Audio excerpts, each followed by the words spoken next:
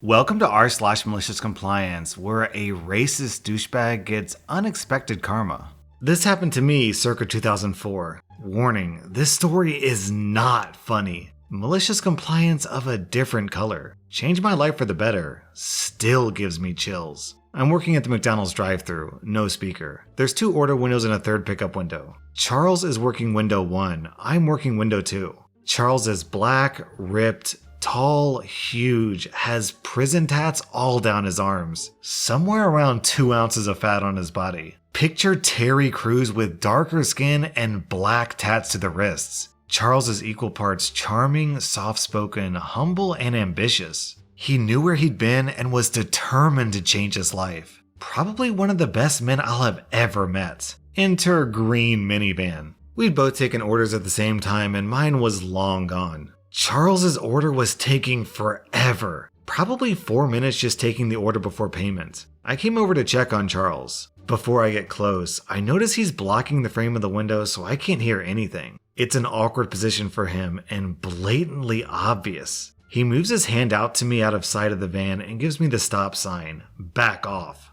I got it. Time passes. The manager on duty comes out to check the issue. He waves her off. She protests. I tell her to wait and see. Something is deeply wrong. Suddenly, Charles points the van down to the other window and leaps into action. He slams the window, shoves past us without a word, and races to the 3rd window. The manager and I look at each other, check for other cars. There were none. Then follow at a distance. The manager had been running the order, but Charles took over and personally handled every part of the order with the speed of a madman and the quality of a 5-star restaurant. He grabs a new batch of fries. He has the cook triple check each burger. He breaks the cardinal rule of the store and shows the van all the kids' meals toys we have for personal preference. Drinks and condiments are handed out, and Charles gives them a genuine smile and enthusiastically thanks them for being customers. Have a great night, we'll see you soon. Charles waits until they're out of sight before returning from the window and, visibly shaken, walks back to his register. The manager starts to fuss about an explanation she's owed, but Charles just says he can't yet. His legendary Zen calm is severely damaged. After a few minutes to get a drink, wipe the sweat off his face and compose himself, he opens up. The van had rolled up. Charles had greeted them with the usual, "Welcome to McDonald's, what can I get for you this evening?" and his winning smile. The white father driving waits for Charles to finish and with a loud sneer had turned to his wife and for all to hear said, "You order, hun, I don't talk to N-words." The wife turns to the 2 young kids, probably 8 and 10, impressionable, learning, watching. They'd locked eyes on Charles. They'd seen his tats. They'd listened to the hateful otherizing of those people from birth. Charles decided that he had it within him to reach for something better. Father be damned, he's long gone. Charles decided that he had a message for those boys. The wife patiently and sheepishly took the excruciatingly and needlessly complicated order from the father, and then had to speak past him to Charles. Same for the kids. Light mustard, 3 pickles, etc. Perfectionism. Charles reached down inside himself for something that neither I nor the manager possessed, and he gave the wife a genuine smile as he whipped out the order. The father knew he had been served a dish he thought impossible to serve. It was served with kindness and compassion and a compliance that defied everything he told them about those people. The kids both waved to Charles from the back of the van as their father pulled away. They liked their new friend. Man, Charles is an impressive guy. If I were in his shoes, I don't know if I would have had the strength to not cuss out the father, so major dibs to Charles. Our next Reddit post is from Solaire Not. A few years ago, I worked at a kiosk in a local shopping center, a mall for Americans, that applied a phone protector to phones. These protectors were absolute garbage for the price they were asking. If I recall, the iPhone X came out the Christmas before I started and it was £150 to get it applied. So I wasn't all that keen about aggressively pushing the product. My supervisor, who was a friend of a friend, we'll call him Alex, was tasked to write up a work rota every Monday for the next week. This is important because I'd asked Alex if I could have 4 days off, but make up for them later as I was planning to go on a holiday and propose to my fiancée. And he spoke with everyone else to make sure they were okay working more days in a row if it meant that they got more days off as I caught up on my hours. One important note is that Alex would have to send the rota to the owner of the company, we'll call him Randy. for verification and an hour check, as legally we weren't allowed to work over a certain amount of hours. So Randy accepts the hours and the fact that I have days off, but make up for them right after I get back, which I did agree to because it was absolute hell because I was working from 9 to 5. Doing double shifts to make up the hours I'd lost, all in high temperatures with heat guns on full blast, a black hoodie as it was part of the uniform, and nothing to drink or eat because it was against the rules to eat or drink at the kiosk. Looking back on it, I wasn't even allowed to have lunch during that week. Along comes the weekend, and all of my fiancé and my close friends want to go out drinking to celebrate the engagement. And considering the hellish week of work I had, I was down. It gets to about 3 a.m. and I've been drinking heavily since around 7 p.m. And I receive a phone call from Randy demanding that I work the next day, which means that I would have worked more hours than I was legally allowed to, which wasn't even on the rota. I explained to Randy that I'm extremely drunk and in no fit state to be going to work. There had been a few times someone had come into work after smoking a bit of weed, but this was an entirely new realm. Randy then tells me he doesn't care how drunk I am and if I keep drinking. He just wants me at the kiosk at 9 a.m. I continued drinking throughout the night because I wasn't in the right mindset to be making smart decisions, but I remember clearly that Randy wants me at the kiosk for 9 a.m. I get to the kiosk at 9 and Alex is already there with everything set up and can see that I'm clearly drunk and sits me down while he calls Randy asking why I'm telling Alex that I'm meant to be there at 9 a.m., which I just keep muttering. Randy is furious that I turned up for work drunk and basically demands that I'm fired, which Alex refuses to do because I technically hadn't done anything wrong. The next day, I was voted in for it. I walk up to the kiosk and Randy is there and fires me on the spot for yesterday, which he actually wasn't allowed to do because all I'd done was fulfill his request. I ended up with a huge payoff because, as it turns out, you can't fire someone for following orders, provided you haven't broken the law.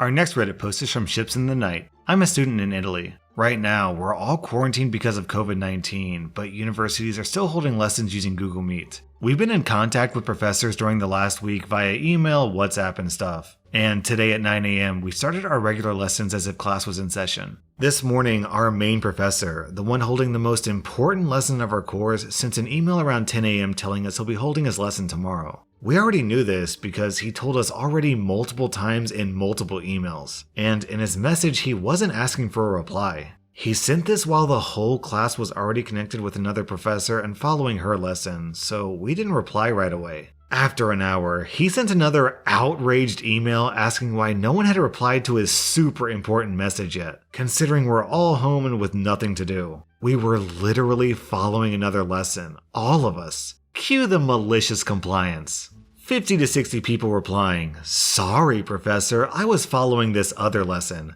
Got it, see you tomorrow," at the same time in our WhatsApp group. After the first 30, he just replied, "Okay, I got it, you made your point. I told you it was nothing special, but we're easily entertained during this quarantine." Our next Reddit post is from Maddie R. Jobs. My buddy from work got laid off for 3 weeks yesterday. He tried to tell HR and leadership it was a really bad idea because he was also in charge of a high-volume third-party logistics facility. Well, they did it anyway and gave him the choice of filing for unemployment or using vacation time. He decided to use vacation time. Fast forward to today. Customer service calls our offices saying that nothing is shipping from the aforementioned third-party logistics facility and it's going to shut down at least 8 different customers. My boss informs them that the person handling the 3PL is laid off and, sorry, we don't have access to that facility in our ERP to help them, for checks and balance reasons. The vice president hears about it. Then my boss's boss. Then HR. My boss's boss comes in my office today to ask me to take over the 3PL for a few weeks, and I lay out why I can't realistically do it on top of my normal job. I ask him why we can't just bring back the guy who did it in the first place, because this sounded really important. His shoulders slump, and with a deadpan expression he tells me, "He won't do it. He's on vacation." Too long, didn't read. Don't lay off critical employees just to save labor. I have a sneaking suspicion that over the next 2 months or so, we're going to see a lot more stories like this one. And we have a similar contribution from Four Finger Fillet down in the comments. My company laid off over 50 people, myself included. They got rid of some of the smartest and most important people, in my opinion, and then asked the team still there to 1. Work 7 days a week, and 2. Cut their salaries by 30% during this. I'm predicting they shut down before all of this is over. I'm glad I don't work there anymore. Our next Reddit post is from Hello. I'm a supervising cashier at a hardware store. The store closes in 5 minutes. A cashier comes up to me and asks me to find an SKU for some dryer ducts that have no barcode. I can't find the accurate SKU, so I decided to walk over and ask the customer what the price was, what the length was, etc. I go up and started asking him what the price was, and couldn't even finish the first sentence before in a very aggressive tone they say, "I already effing told her. I don't know the price. Now, if it's gonna be this goddamn much of a hassle, either give it to me for free or I'll just go."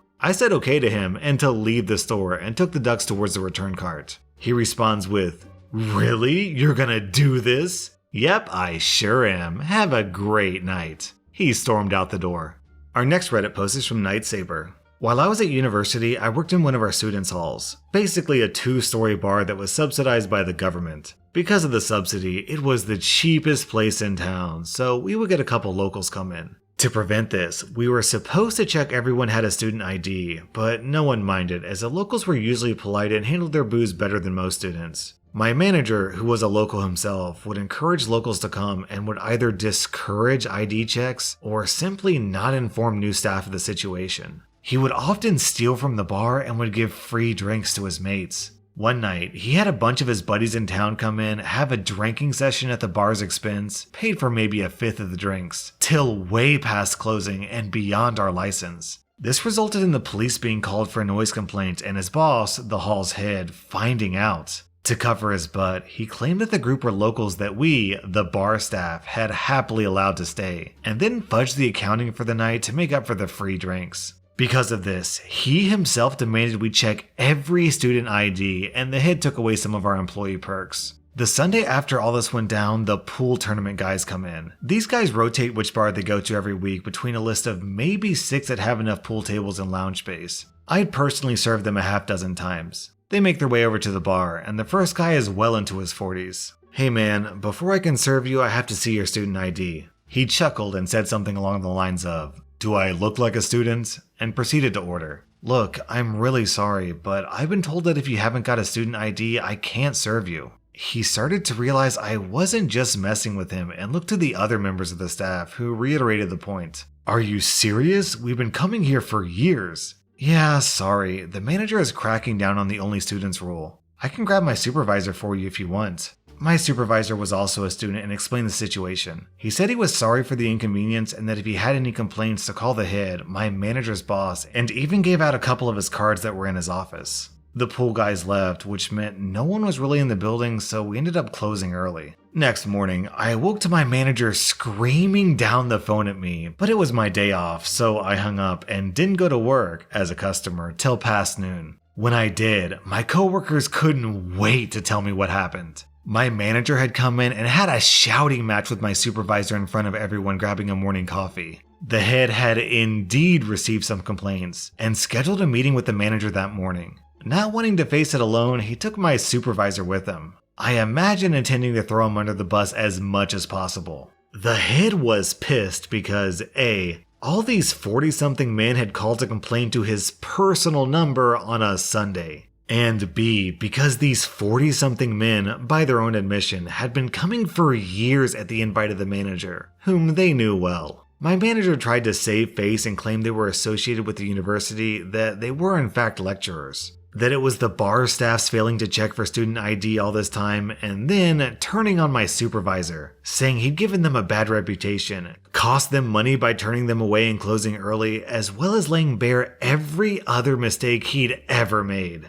My supervisor explained that it was never explained to staff that customers had to be students, as the manager actively encouraged locals to come in. That even lecturers get a form of student ID, and explained to the head about the manager's drinking with his mates and the dodgy accounting he'd do. This led to the CCTV being checked. When the head saw that it was, in fact, the manager and his mates, that the bar staff rarely put anything through the tills at his request, he suspended him on the spot. He then said the accounts would need to be audited and that he would likely be terminated and even prosecuted. After a surreal couple of weeks, we got our perks back. They hired a new manager and eventually they installed locks on the door that could only be opened with a student ID. No idea what happened to the old manager, but by no means a loss.